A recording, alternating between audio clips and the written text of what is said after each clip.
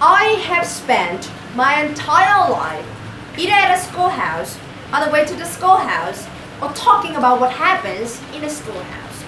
Both my parents were educators, my maternal grandparents were educators, and for the past 40 years, I've done the same thing. And so needless to say, over those years, I've had a chance to look at education reform from a lot of perspectives. Some of those reforms have been good, some of them have been not so good, and we know why kids drop out, we know why kids don't learn. See the poverty, low attendance, negative peer influences, we know why.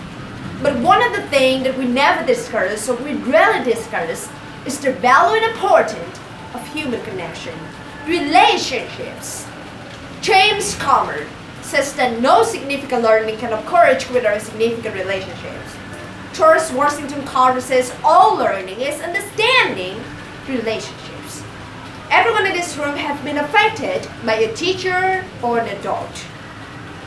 For years, I have watched people teach. I've looked at the best and I've looked some of the worst. A college said to me one time, they don't pay me to lie to kids. They pay me to teach a lesson, the kids should learn it.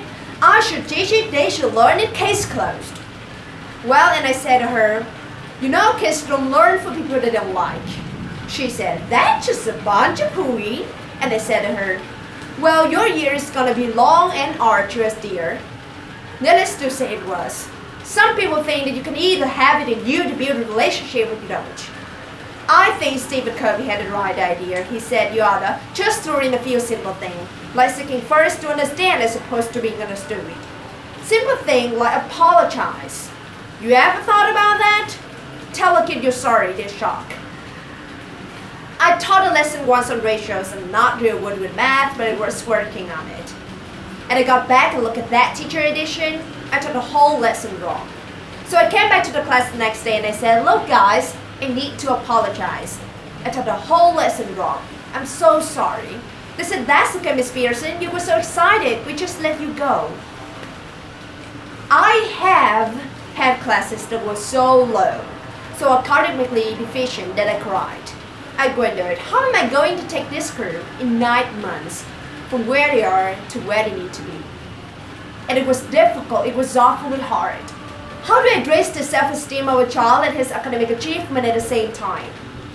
One year I came up with a bright idea. I told all my students, you were chosen to be in my class because I am the best teacher and you're the best students. They pull us all together so we can show everybody else how to do it. Some of the students said, really? I said, really? We had to show other classes how to do it. And when we walked down the hall, people will notice as if you can't make noise, you just have to strut. And I gave them a saying the same.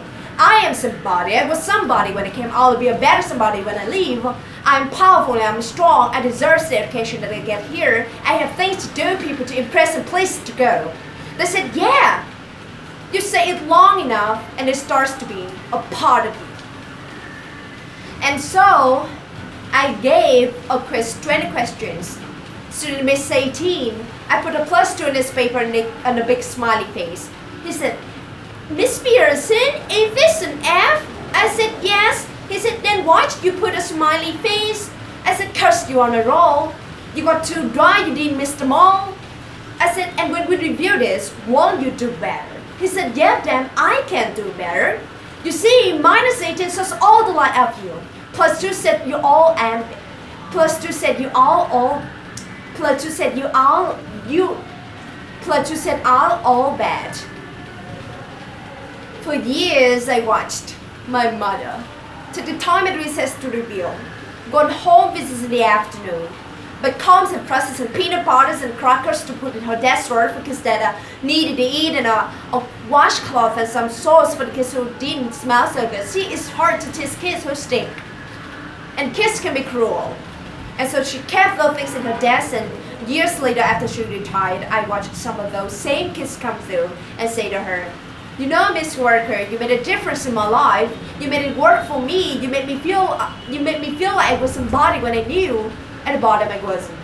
And I want you to just see what I've become. And when my mama died 2 years ago at 92, there were so many former students at her funeral.